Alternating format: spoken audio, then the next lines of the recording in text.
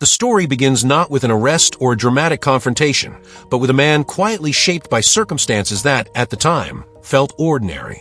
His childhood unfolded in a city defined less by vibrancy than by the hum of institutional order, the kind of place where the architecture spoke of hierarchy, and the rhythm of daily life was punctuated by the invisible structures of authority. Schools, municipal buildings, and libraries formed a lattice through which information moved in predictable channels. Within this lattice, he navigated with a kind of early diligence, attentive not only to what was taught, but to how the lessons were delivered and to the subtle hierarchies they implied. He noticed patterns in the movement of teachers, the allocation of attention, the quiet nods of approval. This attentiveness, initially a habit of survival, would later crystallize into a tool of precision and foresight. His education was conventional on paper, but beneath the surface, a deeper curiosity took root. Where others saw textbooks and wrote instructions, he perceived logic structures, causal sequences, and, importantly, the fissures in the systems that seemed immutable to his peers. Mathematics, history, and literature were not just academic disciplines, they were simulations of decision-making under constraint, exercises in predicting human behavior. He would linger over historical case studies, not merely memorizing outcomes, but reconstructing the conditions that led there, the misjudgments, the moments of hubris, the misaligned incentives.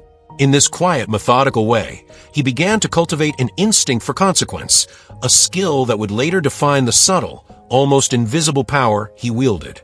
Family life reinforced this emergent skill, not through wealth or prestige, but through structure and expectation. Conversations at the dinner table were measured, tempered by pragmatism, and often included indirect lessons about responsibility and the costs of inattention. He internalized these observations as early calibration, an understanding that human behavior is both predictable and manipulable, that patience and observation often yield more than confrontation, and that authority is a framework to be studied rather than blindly obeyed. He learned early to monitor not just words but pauses, gestures, and the silences in between.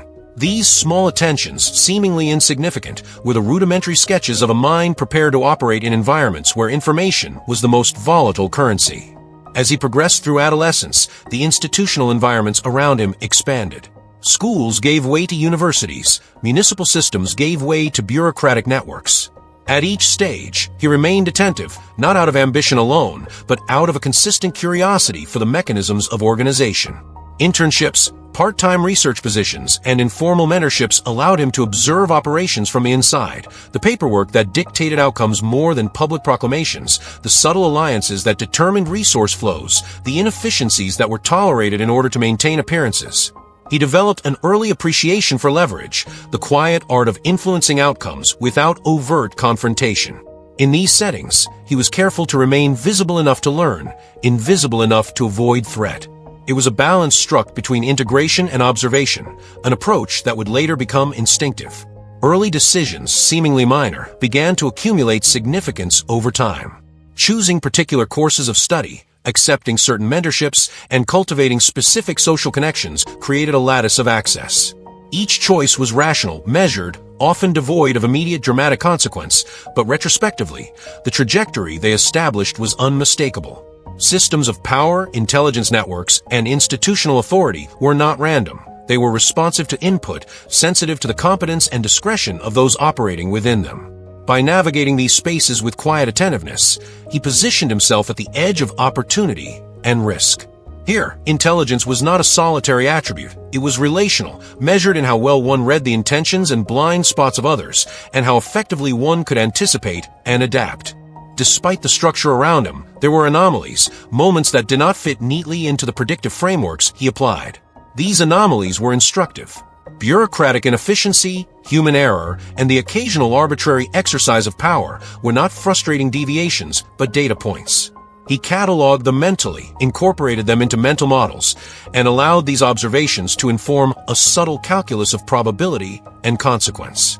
Even during periods of routine, there was an undercurrent of tension, the sense that systems which appeared orderly were contingent upon fragile certainties. He internalized this tension, a quiet awareness that would later inform decisions in high-stakes environments where miscalculation had far-reaching implications. By the time adulthood approached, his trajectory was marked less by extraordinary events than by the accumulation of insight and the quiet honing of capability. Institutions that might have seemed rigid to outsiders were increasingly legible to him. He could anticipate procedural bottlenecks, identify informational asymmetries, and evaluate the intentions behind both policy and practice. This capability was not flaunted. It remained largely internal, an intellectual reservoir waiting for circumstances that would necessitate its deployment. In retrospect, it appears almost inevitable that the first intersection with incarceration would not feel sudden. It was a narrowing, a tunnel defined by a combination of personal choices and structural pressures, where the environment forced reflection, strategy, and inward focus rather than impulsive action. The psychological landscape during these years was complex. Intellectual curiosity existed alongside a cautious pragmatism. There was an awareness that competence alone could attract attention, both positive and negative, and that discretion was as valuable as ability. There was a growing understanding of the duality of systems. Every mechanism designed to enforce order was simultaneously a site of vulnerability. Observation and patience became tools not only for advancement, but for preservation.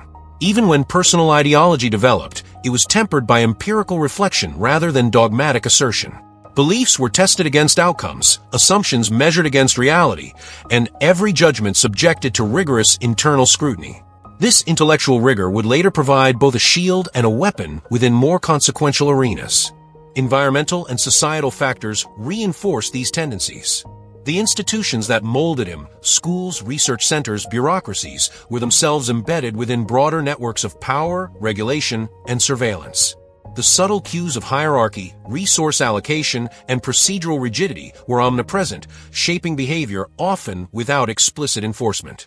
He learned to operate within these networks as a careful observer, anticipating constraints, understanding the incentives of actors, and estimating the impact of intervention.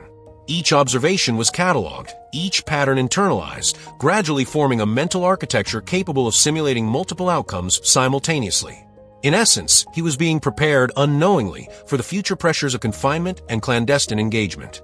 By the moment incarceration became part of his reality, the path was not a shock. It was a continuation of a trajectory defined by accumulation rather than eruption. The intellectual tools he had cultivated allowed him to perceive the cell not as an endpoint, but as a controlled environment, one in which the mind could exercise subtle influence even when physical autonomy was curtailed. Isolation, restriction, and oversight became variables in a complex mental equation rather than mere punishment. The capacity for reflection, strategic thought, and the internalization of control transformed what might have been an abrupt disruption into a period of focused calculation, a continuation of the trajectory that had begun in the quiet corridors of earlier institutions. In this way, the chapter closes not with a dramatic rupture, but with the reflective acknowledgement of inevitability. The early environment, combined with curiosity, observation, and discrete competence, had funneled an ordinary individual into circumstances that demanded extraordinary adaptation. The lens of history and institutional behavior had been internalized, and the consequences, though serious, were met with cognitive preparation rather than panic. The mind, trained in anticipation and observation, became both sanctuary and instrument, preparing the ground for the complex interplay of intellect and circumstance that would define the next phase of the story. Here, in the quiet convergence of personal trajectory and systemic design, the narrative finds its contemplative pause, a transition from formation to consequence, from ordinary environment to extraordinary consequence. Imprisonment did not arrive with dramatic announcement or physical violence. It settled in slowly, like the quiet click of a lock sliding into place, rendering familiar spaces inaccessible and familiar routines obsolete. The world outside, once navigated through careful observation and cautious participation, was now a landscape of absence and restriction. Walls, bars, and the regularized monotony of the institution imposed a new rhythm, one measured in small movements, the cadence of meals, roll calls, and the faint hum of fluorescent lighting. Time, previously elastic and structured around opportunity, stretched into an almost tangible presence, compressing the mind into contemplation and careful measurement. The prisoner, once defined by mobility and connection, was now reframed entirely through stillness and observation. Daily life within the cell was deceptively simple. Every corner, every shadow, every crack in the concrete became data points for a mind trained to notice patterns. The routine was rigorous. Waking, exercise, meals, reading, writing, and analysis formed a strict cycle that at first seemed confining, yet gradually revealed a kind of clarity. With physical freedom curtailed, intellectual space expanded. The absence of distraction allowed for sustained focus, and what might have been idle moments outside, commuting, casual observation, trivial social exchanges, became concentrated time for calculation, synthesis, and reflection. The environment, stark and minimal, encouraged a rigor of thought seldom afforded in more complex, socially entangled contexts. Isolation brought with it a new form of visibility, the capacity to observe without interference. The prisoners scrutinized routines, regulations, and hierarchies within the institution with a detachment that only confinement could provide. Guards' rotations, administrative inconsistencies, procedural quirks, each revealed information about the system, its vulnerabilities, and the human behaviors that sustained it. Relationships with fellow inmates were limited, but even the minimal social interactions offered insight into negotiation, influence, and unspoken codes. Human behavior, stripped of external performance, became more legible. In this environment, patience replaced urgency. Actions were measured not by immediate gain, but by long-term effect, and intellect became the primary currency in a space where conventional power was absent. The prisoner's engagement with information shifted accordingly. Legal documents, correspondence, and the occasional access to external publications became more than tools. They were instruments for understanding complex, opaque systems. Contracts, policy drafts, and bureaucratic manuals were dissected with the same precision previously applied to historical case studies or institutional structures. Each document was a puzzle, revealing patterns, contingencies, and contradictions within systems designed to be impermeable. Through meticulous note-taking and repeated analysis, the mind reconstructed networks of influence and authority that others assumed were inscrutable. The boundaries of confinement paradoxically offered a vantage point from which the wider world of intelligence, power, and systemic oversight could be more clearly apprehended. The prison, with its regimented schedule, did more than restrict movement, it reshaped perception. The cell, initially experienced as a space of limitation, became a fixed point from which observation extended outward. Daily routines, once tedious, were leveraged as a framework for cognitive organization. Attention to minor details, the timing of meals, the frequency of checks, the patterns of light and shadow, provided continuity, consistency, and data for predictive models. What might have been endured as punishment was repurposed as structure, a scaffold upon which thought, strategy, and understanding could be mounted. Isolation was not merely a deprivation. It was a concentration of focus, allowing for mental exercises that required neither cooperation nor confrontation. This concentration also revealed the subtle interplay between patience and leverage. With external mobility restricted, influence shifted inward, ideas, arguments, and understanding became tools for future action. Each observation, each careful record, accumulated as latent capital, awaiting application when the appropriate moment arrived. Intellectual leverage grew quietly, almost imperceptibly, in contrast to the immediate, tangible forms of power once sought or exercised.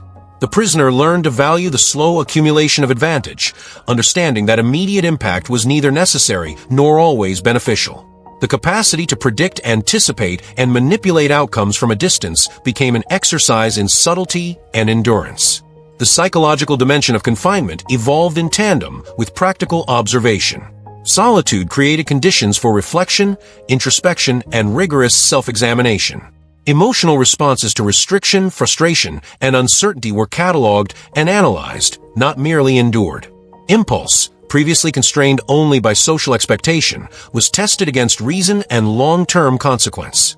Patience, once a tactical choice, became a habitual mode of thought. The mind adapted to scarcity of sensory input and human interaction by developing depth of analysis, sustained attention, and resilience. Intellectual discipline emerged as a method of psychological survival, transforming confinement from passive suffering into active engagement. As weeks and months accumulated, patterns of external systems became increasingly legible. The prisoner's understanding of intelligence, bureaucracy, and institutional control sharpened under conditions of observation and analysis. Systems designed for opacity revealed predictable behaviors when examined through consistent, methodical scrutiny. Legal procedures, surveillance mechanisms, and regulatory frameworks, once perceived as barriers, were reframed as structured sequences that could be anticipated and navigated. Knowledge, carefully cultivated, became a form of silent power. The absence of physical autonomy was offset by the growth of cognitive autonomy. Freedom of mind replaced freedom of movement as the primary site of action.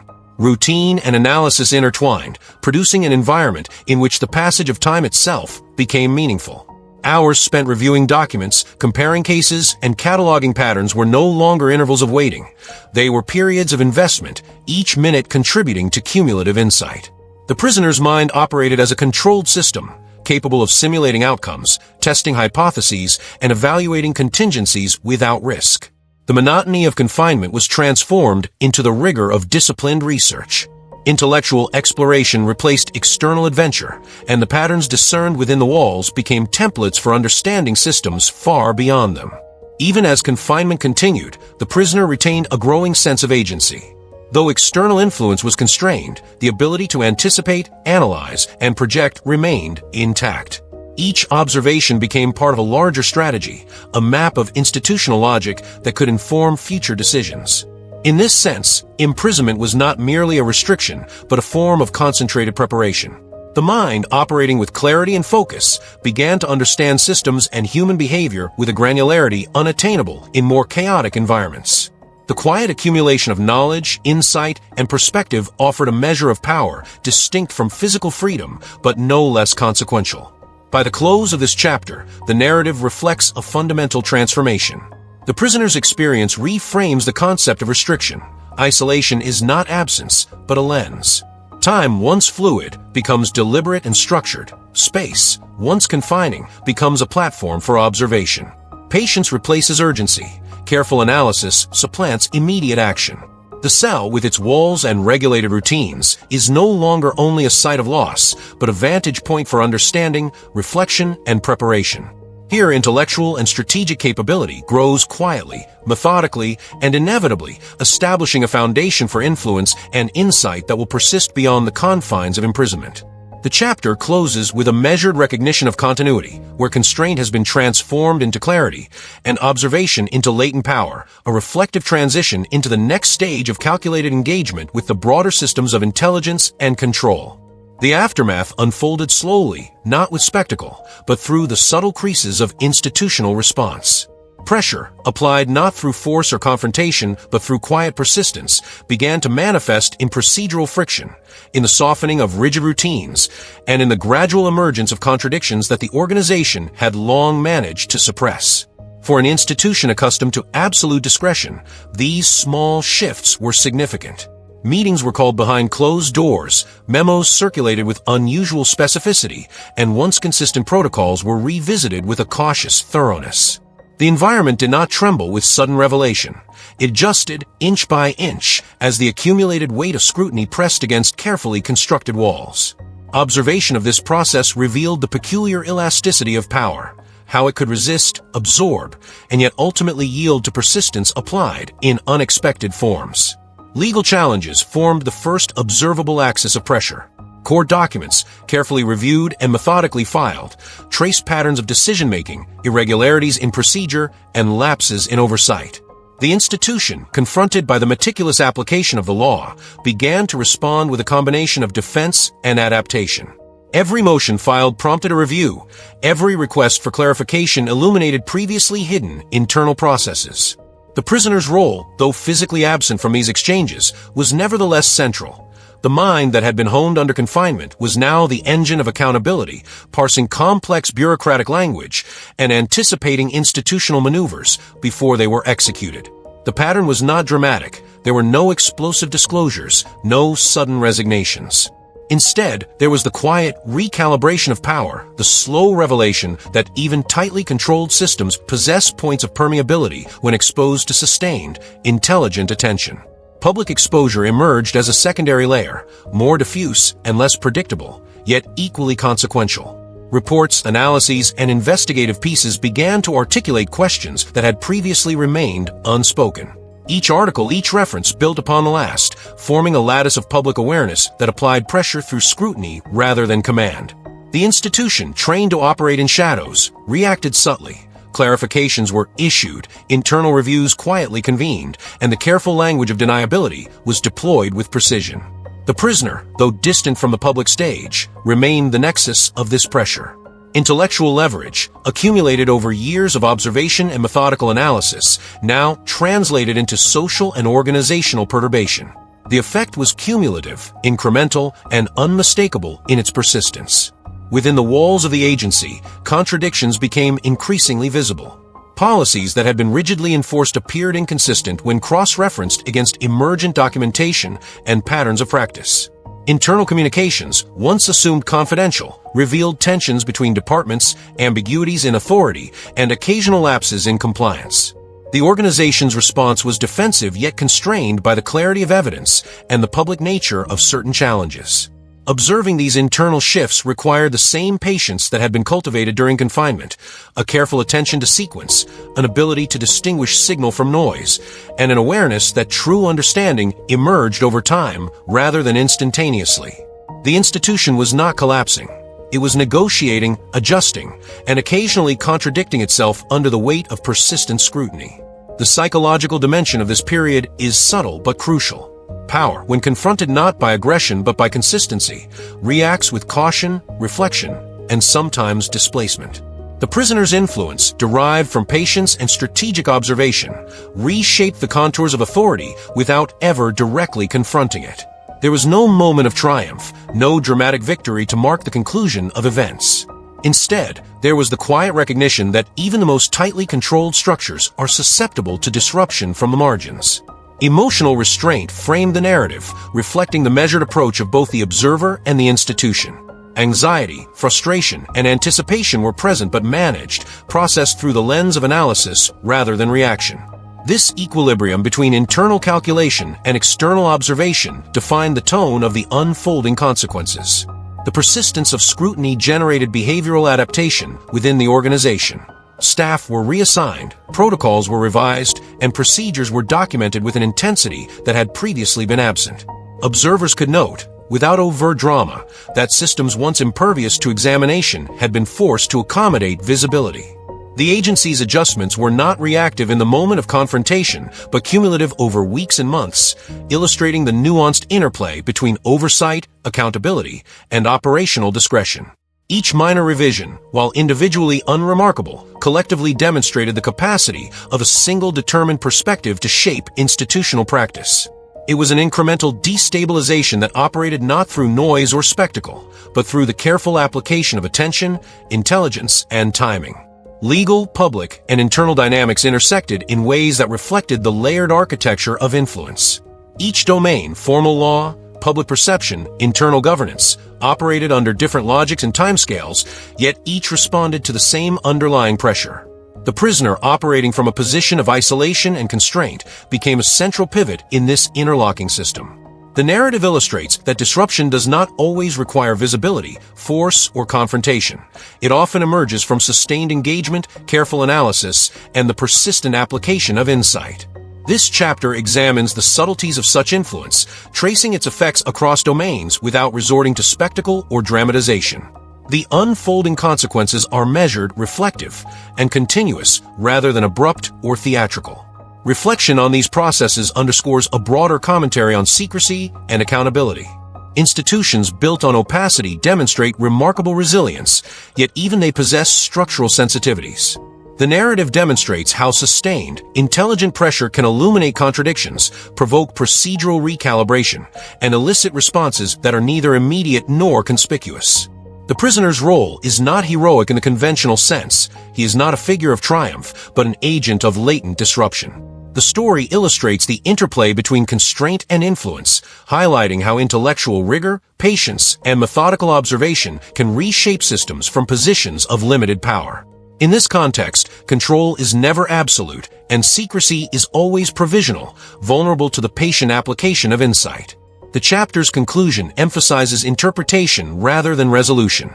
Outcomes are neither definitive nor simple, accountability is uneven, and institutional response is partial. Yet patterns emerge, offering lessons about the limitations of authority and the permeability of complex structures.